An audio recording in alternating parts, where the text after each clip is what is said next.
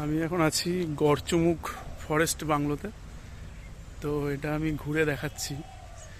Garchumuk forest bungalow, এখান থেকে খুব সুন্দর নদীর ভিউ দেখা যায়।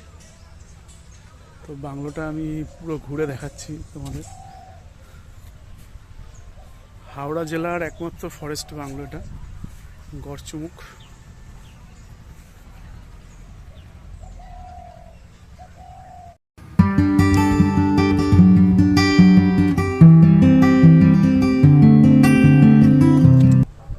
এই বাংলোর সবচেয়ে আকর্ষণীয় জায়গা হচ্ছে এই ছাদ।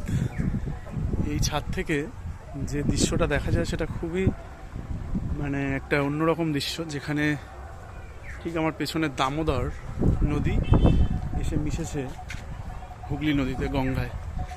এই দুটো নদীর সংযোগস্থলে এই বাংলোটা, এবং এখানে দাঁড়িয়ে, ছাদের উপরে দাঁড়িয়ে হলদিয়া বন্দরে যে জাহাজ চলাচলগুলো করে দেশ বিদেশে, সেগুলো এখান থেকে খুব সুন্দর দেখা যায়। তো এই হচ্ছে দামোদর, আর দিয়ে মিশেছে এই গঙ্গায়। তো এইরকম একটা সুন্দর জায়গায় এই বাংলোর অবস্থান, বন বাংলোর।